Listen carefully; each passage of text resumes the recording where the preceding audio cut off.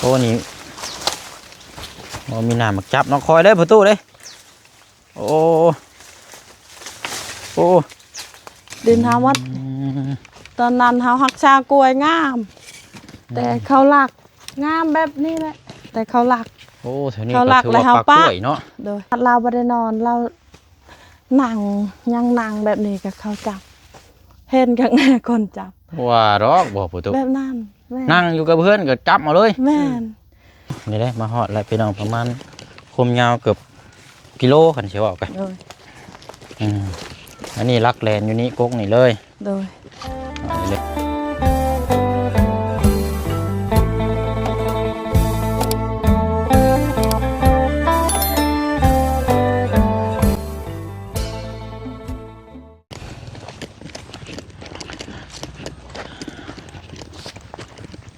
เอาพี่น้องเนาะกะ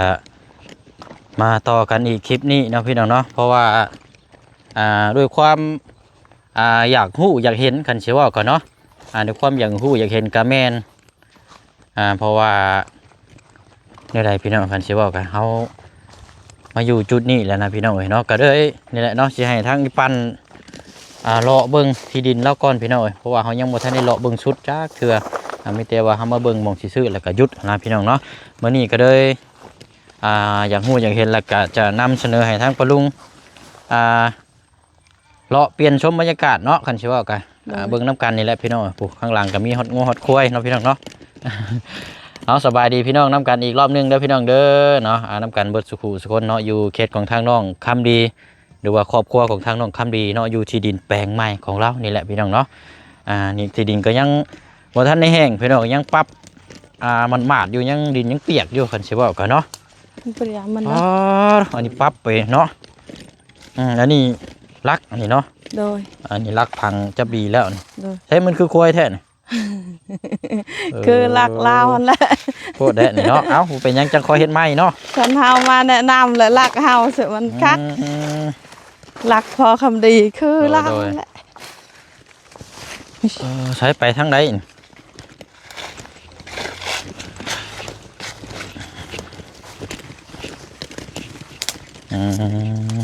อันนี้มีทางโค้งอยู่เนาะโดยเบิ่งคมกว้างคมยาวนะพี่น้องแต่อยู่เทิงพุ่นแต่อยู่เทิงพุ่นละลึงลงมาพี่นะมันสีกว้างยาวซำได้นี่หัวดินเฮาโอเคเอาไปเนาะโอ้ช้ำเราชิอยู่ประตูเนาะดูแลปลูกก็กล้วยก็ยังดูแลเอาบ้านนี่เราทางมันแหละเรามาอยู่จังนั่นนี่ส่วนของข้างกระเจ้านี่เนาะโดยโอ้นี่ส่วนบูมมันอันนี้เขาปลูกอันกกรอแคนบ่นี่นะแม่นเขาปลูกเขาเอาอยู่ปลูกเขาปลูกกกนอแคนที่กระเจ้าเฮ็ดไม่กวดนะเนาะแม่นนี่แหละพี่น้องเมนบ่เลยกองเต็ม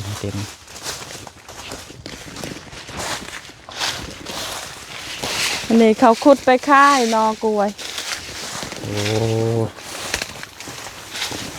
โอ้มีฮอดก่อไร่เนาะโดยโอ้ยกินหน่อไม้ต้มแล้วนี่ประตูนี่หาเบิ่งอยู่หามีหน่อไม้ไร่อยู่ประจักเนาะโอ้โหโอ้ยเนาะมีที่ดินอยู่ใกล้นี่หาหน่อไม้โอ้ย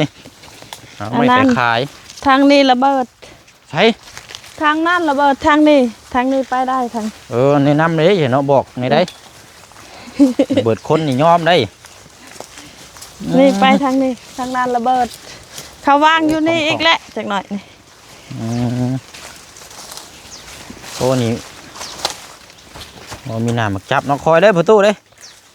โอ้บ่ได้เอาคันมือใดวางเขาไปเบิ่งไฮลาวแห้งม่วนเนาะเอาเมียเราปลูกมักสลีโอ้ยเอาจังหวะกันเนาะอันน่ะโอ้เบิ่งเด้อเมียเราปลูกสลีปลูกแตงปลูกมักแตงมักสลีเนาะโอ้นี่ทางลงมาพี่นี่เนาะโดยนี่นี่ค่ะนี่ดินเฮาใช้แลนดินเฮาใช้นี่ค่ะนี่ลักหัวนี่บ่แม่นค่ะนี่อ๋อลักหัวนี้แม่น ขึ้นมาพี่วันนี้เนาะ โดยดินทาวัดตอนนั้นเขาหักชากล้วยงาม แต่เขาหลักงามแบบนี้แหละแต่เขาหลัก โอ้แถวนี้ เขา ก็ รัก ถือ แล้ว ว่า เขา ปลาก ปะ ล้วยเนาะ โดย ปลากล้วยทึบเลยนี่พี่น้องไอ้พวก เด็กนี่ก็เขารักเลยที่ กล้วย ลาย นี่ ก็ บ่ เขาลังรัก อยากรักแท้เนาะคนเหมือนกันเนาะ โล2-3 พันได้เดือน อืม นี่ เรา รัก ทาง รัก ฮอด เา นี่แหละพอกำดีทางจังนั้น อ่า เราเฮ็ดฮอดนี่แหละเลี้ยงแบบนี้สบายเราเลี้ยงไก่เลี้ยง โอ้นี่ แต่ ทางเที่ยวเนาะสบายเลยนี่เนาะ แต่ตอนเราอยู่น่ะ ตอนเราอยู่นั้นอยู่เฮือนนั้นเขารักไก่เรา ขนาดเราบ่ได้นอนเรานั่งยังนั่งแบบนี้ก็เขาจับ เห็นข้างหน้าคนจับ ว่าดอกบ่ผู้ตุ แบบนั้นแม่ นั่งอยู่กับเพื่อนก็จับมาเลย แม่น เลี้ยงบ่ได้จักละอยู่นี่ท่านมีเฮายันเขายาอันเฮานี่ฮู้ข้างหน้าคนจับ หัก นั่งนำกันกับไก่บอนเฮาเคยขึ้นบอนคันไดนั่นแหละเราไว้ไก่เรา จับมาเลย แม่นอยากเฮ็ดคอกแห้งดีนี่ไก่กับลาวนอนนำกันกับไก่กันอย่างเอาเลย โอ้ดีๆเนาะ ความหายของเรานะ นี่แหละเพิ่นห้องว่าโชคชะตาบ่เข้าข้างเนาะ แม่น ขนาดไก่ติดนอนอยู่ข้างคนก็ยัง แม่น คนมาจับเอาให้เห็นเลย แม่น แต่ว่าเฮ็ดหยังบ่ได้ โดย อันนี้แหละเพิ่นห้องว่าโชคชะตาบ่เข้าข้างมัน โดย บ่ง่ายๆเด้อเนาะ โดย เออเนาะสุดแล้วโคกมานี่เนาะ โดย โอ้ดินงามอีดีนี่พี่น้อยเอามาฮอดเนี่ยทางนี้อันน่ะตัดมาทางนี้ดินที่เฮาเบิ่งก่อนหน้าหันเนาะ โดย อันน่ะนี่เลยพี่น้อยรักที่เฮาย่างโค้งตอนที่ว่าเฮาสิซื้อแรกๆเด้อน่ะเนาะ โดย อันนี้ตอนนี้เราก็ยังอยากขายคือเก่าอยู่บ่ โดย โอ้เนาะงามเลยนี่พี่น้องเนาะโอ้ยมีเงินเด้อีกชื่อดินให้ประตูเราดูแลสวนให้เลยนี่พี่ โด น้อง ย เนาะ โดย เฮ็ดหัวให้ประตูดูแลสวนกล้วยให้นี่ช้ำสิขายเนาะประตูเนาะ โดย อยู่ใกล้เห็นชับ โดย บ่ แต่นี่เราญาติแม่ติดกับหมู่เราญาติเขายับฉันเฮามาแบบนี้ตลอดเขาญาติจังหน่อยเจ้าบ่มาอีกหมด บ่คันว่าเฮาซื้อเฮาหยังเฮามีใบหยังแหละบ่ยะ เอา มั จด นยังญาตินั่นแหละเราจึงบ่กล้าอยู่ ความญาติ คือว่าเราว่าความย่านเนาะ แม่น ปกติ เจ้าบ่ญาติหยังใกล้อยู่นอนนำกันข้างใน ดีๆเนาะ ไปบอกเฮาไปสิโอ้โหไปสิเว้านำกันเฮาก็ญาติคือกัน โอ้ย เรา งามเลยที่ดินพื้นนี่นี่ เลย งามเลย แม่น แล้วก็กว้างอีก เราก็ อืม ปลูกม่วงปลูกลำไย อืม ปลูกลาย คันว่านั่นน่ะก็เนาะเฮ็ดหัวเฮ็ดชวนแล้วก็ดูแลปลูกกล้วยแนวไว้ขายนี่ก็ได้เด้นี่ โดย นี่พี่น้อย โดย เราก็ยังอยากขาย30ล้านคือเก่าบ่ปาน อันนั้นคันเฮาอยากได้แท้เฮารุดตามเบิ่ง คือเราก็น่าสิลดได้เนาะ โดย ประมาณจัก25ล้านนี่ก็บ่ได้ได้เนาะ โดยชาวลานบางเทื่อเราขาย 25ล้านจังซี่ โด เนาะ ย ประตูโต๊ดแม่ยุงในหัวน่ะ นี่เฮาบ่ได้ เดือดเต็มเลย บ่ได้เว้าเลย บ่ได้ต่อโลกของ เพ เฮา ราะว่า ยังบ่ทันอยากได้เด้เฮาบ่ได้ต่อโลก โอ้ยอยากได้เลยเนาะแล้วก็ให้เขาไก่ประตูนี่เนาะ โดย เห็นมีนี่สิซื้อไว้อยู่พี่น้อง เออ เห็นมีเงินก็สิซื้อไว้นี่ก็เห็นหัวไปเลยนี่ แต่ทางเฮาเนี่ยบ่ ดูแล ขาย นี่เล แล้ว ย แห ป ละ ระตูเนาะ ทางเฮาเนี่ยบ่ขายทางเฮา อื เฮา ม ฮักลาวคอซื่อๆอันนี้ไม้นางไม้แดง ไม่อันนั้นก็ไม่รู้แต่ว่า ไม่ดูตัวนั้นน่ะ ไม่ดูลายตัวนั้นแหละ แม่นไม่ดูลาย เออ มันเกิดเองบ่แม่นเฮาปลูก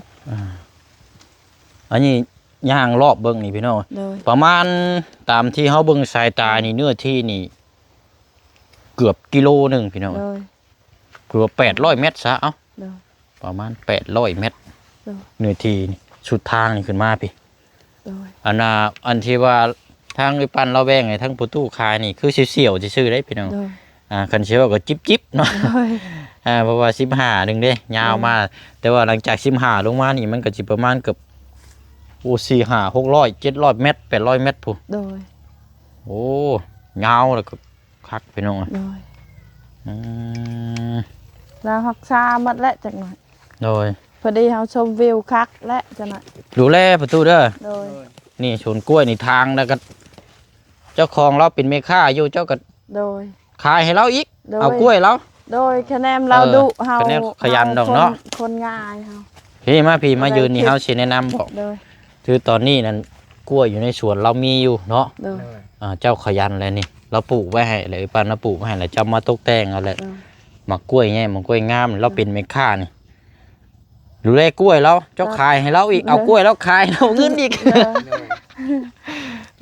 ปีเฮาก็เล่าเอาตอนนั้น อ่าน ปี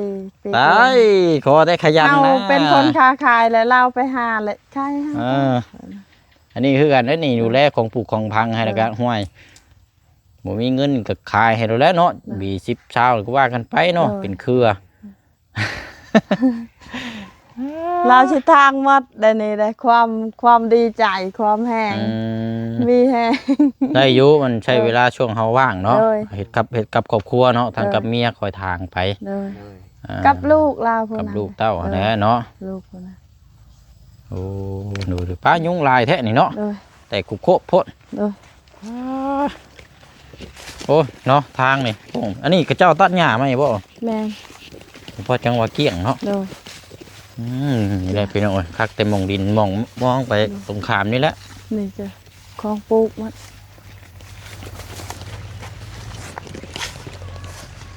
2-3 ปีหลักนี่นะระเบิดลายเฮา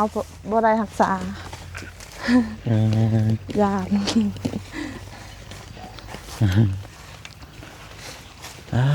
เนาะเอานี่แหละมาฮอดแล้วพี่น้องประมาณคมยาวเกือบกิโลคันสิว่ากัน เลย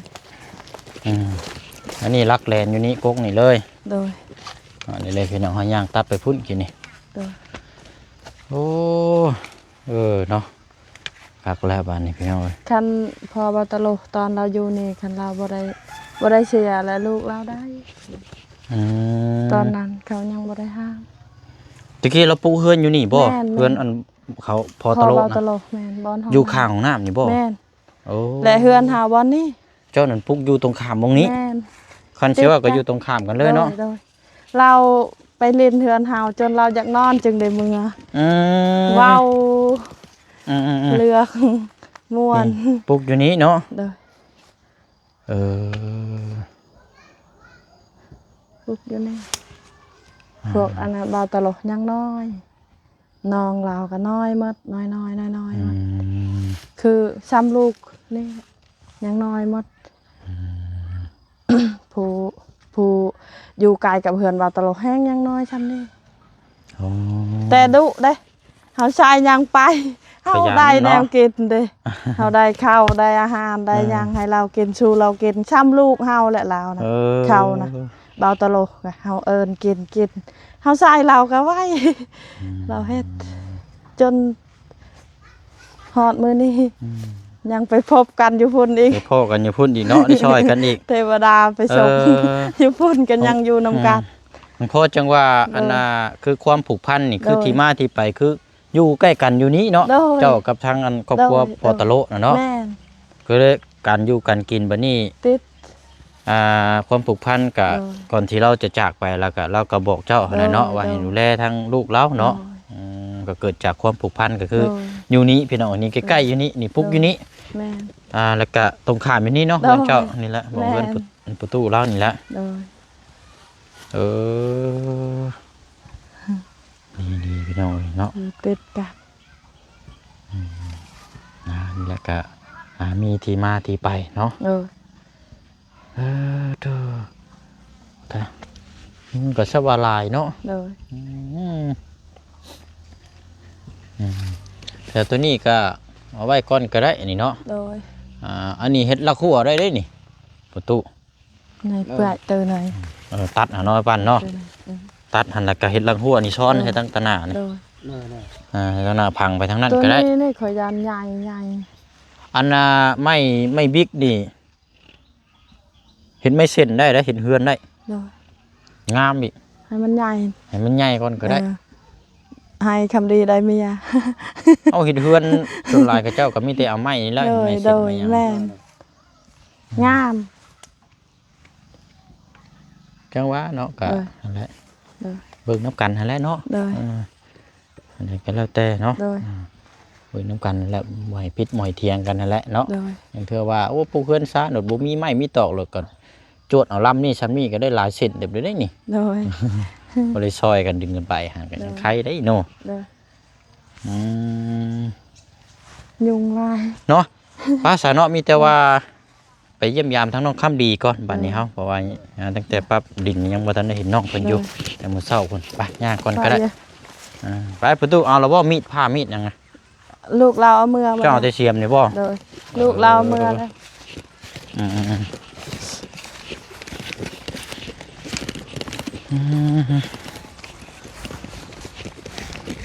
เนาะผมมาเลาะป่าอยู่เรามีแต่ยุง โดยยุงลายเลยมีแต่โตตุย โทษ ยุงอยู่ป่าโตใหญ่ อ๋อแล้วก็คันอีกได้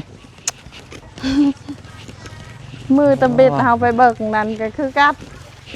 ยุงลาย อ๋อมีหยังน่ะกระตาหยังอ่ะนะเอ้ยใหญ่แท้น่ะ เต้เขาใส่นะ มีหยังอันนั้นน่ะ ลูกกล้วย อ๋อลูกกล้วย นอ อืม นอกล้วย ลูกกล้วยไปปลูกเนาะ โดย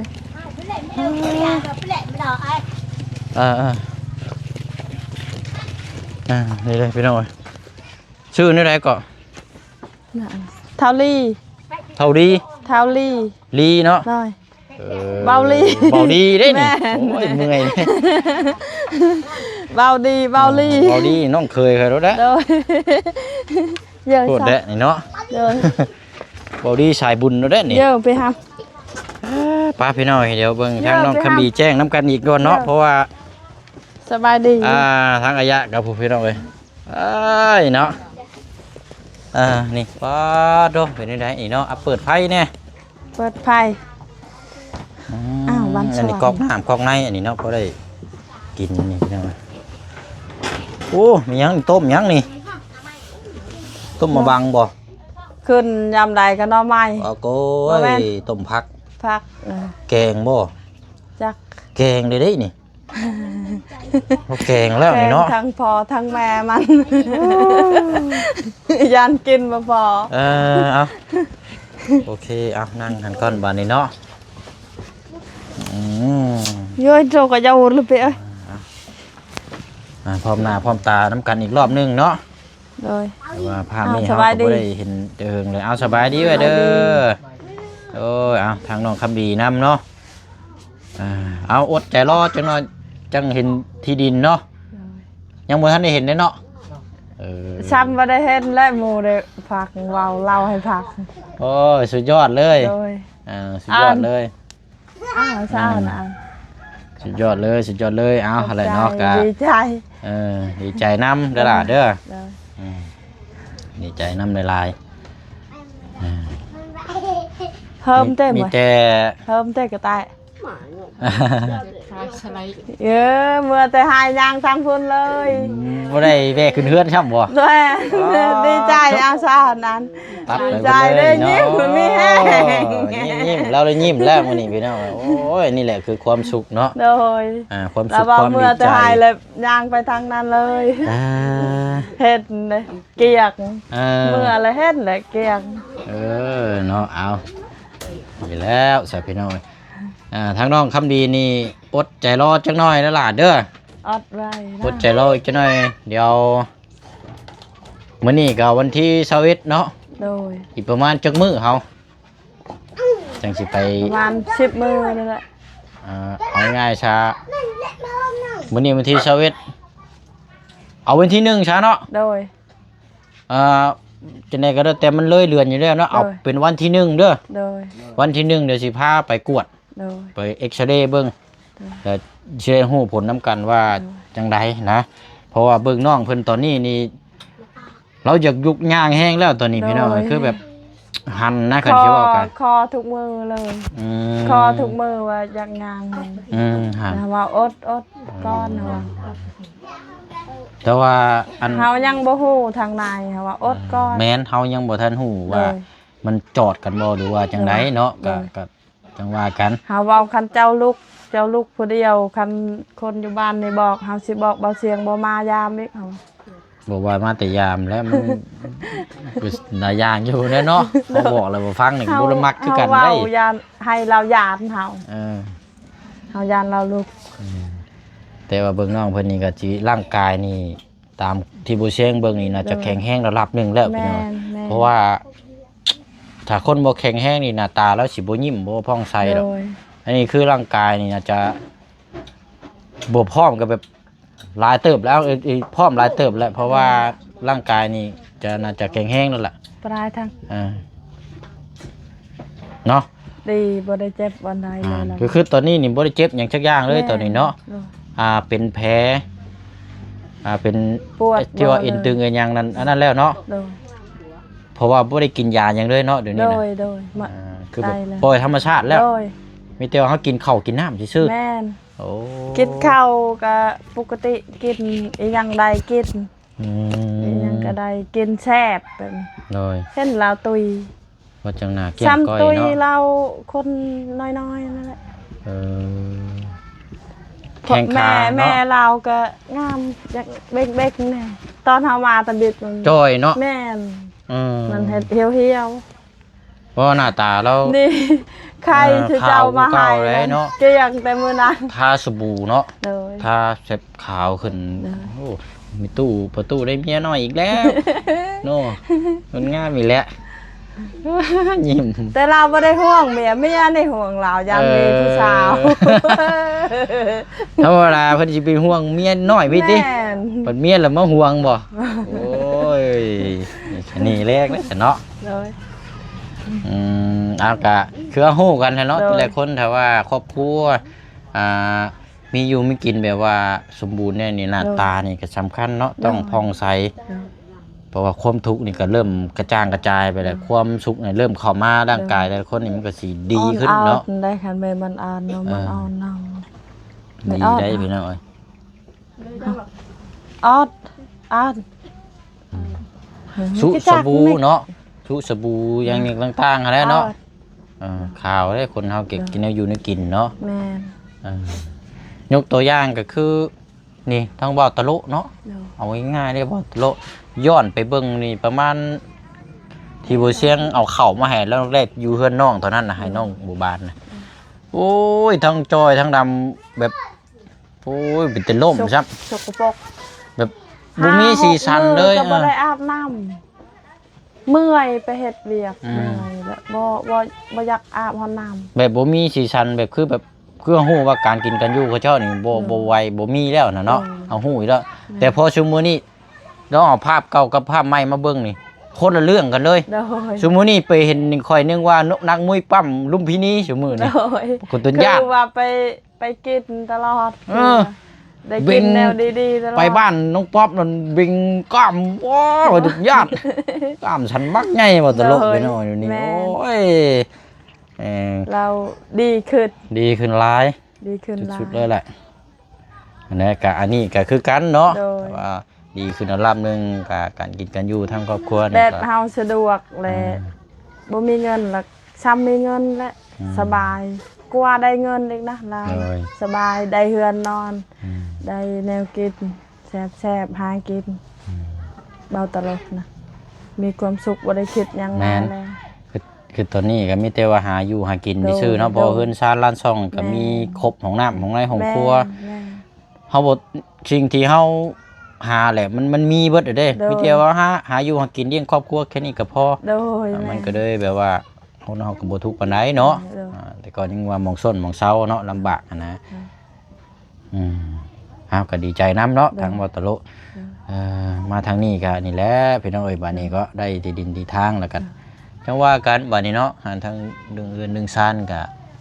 คือบ่เสียงแจ้งไปนั่นแหละพี่น้องเอ้ยก็ยังบ่เสียงยังอยากให้น้องเพิ่นย่างไปเบิ่งหม่องที่ดินแปลงไม้อยากให้เราเฮ็ดลองเฮ็ดเวียกให้เบิ่งนะพี่น้องว่าสิเป็นคนแบบใดนิสัยแบบใดนะจะได้เบิ่งน้ำกันอยู่ ป รอบ ล่อย พี่น้อง นี่ เนาะ ก็เฮ็ดแล้วแหละ แต่ว่าคือ ใจสิขาดอยู่แล้ว อยากไป แต่ว่าคือตอนนี้นั่นหยุดก้อนตอนนี้หยุดก้อนเดี๋ยวจ้างเขามากวดก้อน เลย วันที่1เด้อ วันที่หนึ่งนำพาไปกวดดูเหตุผลนํกันเลยช่องมาแล้วก็ให้แพทย์เพิ่นอธิบายเลยโอ้ให้เพิ่นว่าโอ้กระดูกล้อต่อได้แล้วนี่เฮ็ดเวียกไล่ย่างได้เด้อนี่ก็เฮาก็จังอันนี้เด้อบัดนี้เนาะเอาดูผลนํกันเนาะวันที่1ความหวังพ่อกับแม่อยู่นำลาวเราเฮ็ดหยังก็ดุเฮาพาไปซื้อหน่อไม้เฮาบ่ยังบ่ทันได้บอกเราก็ฮู้แล้วแบบนี้ว่าเราบันทึกแบบนี้บ่ให้แล้วได้เฮาแบบแม่นเราหาอยู่หากินอันนี้ปั้นคันสิว่ากับน้องเพิ่นเนี่ยเป็นคนแบบหัวกะทิไว้นี่นะเนาะเป็นคนฉลาดเนี่ยจังน้อยเนาะฉลาดเราหาอยู่หากินเราเลี้ยงพวกนี้ฉลาดหาอยู่หากินเนาะเลี้ยงครอบครัวโดยแต่เราหักนั้นแล้วเฮาจึงหายเลยเฮาอีตนครอบครัวเราบ่มีข้าวกินแล้วหักแต่ดีสุเจ้าซอยโดยดีใจเอาสนอมีแต่ว่าหั่นแหละพี่น้องเฮาสิได้พูดคุยนํกันเรื่อยๆอยู่ดอกเนาะบ่เช่นก็บ่แม่นมาตอนเช้ากับตอนเที่ยงแล้วก็ตอนแลงสิแหละพี่น้องถ้าว่ามีมาเพิ่มเติมเฮาก็จังพบเจอกันแบบสิแหละเนาะบ่ยากดอกเนาะเอาสำหรับวันนี้เนาะมีแต่ว่าต่างคนต่างก็เมื่อยคือกันเฮาก็สิได้แยกย้ายแล้วก็ไปหาอาบน้ำอาบในพักผ่อนเด้บัดนี้เด้อคันว่าฟันดีหยังก็บอกบ่เสียงนำเด้อเจ้าแม่นลำเปาฮะตัวละเป้าบ่ได้พันยังเนาะโอเคเอาเดี๋ยวขอแคปภาพหน้าจอนมมือให้แน่บุตรทุกคนแน่มองกล้องให้แน่เดี๋ยวอันนี้ก่อนเด้อ1 2 3โอเคนั่นแหละเนาะแล้วเนาะมีแต่ว่าก็เฮามีหยังจังว่าจังคุยนํกันบัดนี้เนาะแยกย้ายแล้วก็อาบน้ำอาบในแต่บ่เชียงนี่ยังบ่ได้เนาะสิไปเวียกต่ออีกจนมืดพุ่นแหละพี่น้องเอ้ยจังสิเข้าห้องเข้ามองรับมองนอนอาบน้ำอาบในเดี๋ยวตอนนี้สิไปเวียกต่ออีกอย่าว่าให้ทางครอบครัวเพิ่นทางไอ้ปันนำแน่เนาะอย่าว่าเราก็มีเวียกนำแน่พี่น้องเอ้ยเอาเด้อผู้ตู้เด้อขอบใจเอาอยู่ดีมีแห้งเด้อเอาสบายดีเนาะโอ้ยเนาะผู้ทางอายะกับพี่น้องเนาะปะเนาะมีอย่างกระจังว่าจังคุยน้ำกันมีอย่างเพิ่มเติมกันนี่แหละอาบน้ำอาบในเด้อประตูเด้อโอ้แล้วเนาะเมื่อยเบิดมือเลยพรนั่งแข่งเฮ็ดดีกันห่างรถบัดนี้เด้อพักพรเถื่อนลาวสิตายโดยฮ้อนแท้นี่เนาะหายใจยากแท้นี่พี่น้องหายใจยากอะไรโอ้ยเอาโอเคเด้อเด้อพักผ่อนเนาะอาบน้ำอาบในผมมุกขอบใจละลายเนาะไปเนาะประตูหากินข้าวโอ้นี่เอาเบิ่งแกงเฮ็ดก่อนโอ้ผดแล้วเอาแม่นี่แกงหน่อไม้แกงกระบังเราใส่ใบนั่นเลยมันได้เขียวนี่น้องแล้วนี่พี่น้องน้องคำดีป่านนี้เนาะกะถือว่าคลิปนี้เขากะรอเบิ่งน้ำกันหลายทิศหลายทางกันนี่พี่น้องเนาะแล้วก็มาลงถ่ายทางน้องคำดีนี่แหละพี่น้องเนาะแจ้งบอกทางน้องเพิ่นอดใจรอก่อนพี่น้องอยากย่างกันเนาะวันที่1เดี๋ยวสิพาน้องเพิ่นไปกวดเอ็กโกเบิ่งเนาะพี่น้องเนาะเดี๋ยวฮู้ผลน้ำกันเนาะอีก9 มื้ออีก10 มื้อซะพี่น้องเนาะอดเอาเนาะเดี๋ยวจังว่ากันเนาะไปคือเก่าคือเดิมแล้วพี่น้องเด้อเนาะมีแต่ว่าก็สิได้ลำลาทางปะลุง FC เฮาไปอีกแล้วเนาะพี่น้องเนาะสุขทางกายและก็สบายทางใจทั้งผู้ให้ทั้งผู้รับทั้งผู้เบิ่งทั้งผู้แย่งว่าผู้ชมเนาะนำกันเบิดสุขสุคนลาไปก่อนบ๊ายบายเลยพี่น้องเด้อเนาะสบายดี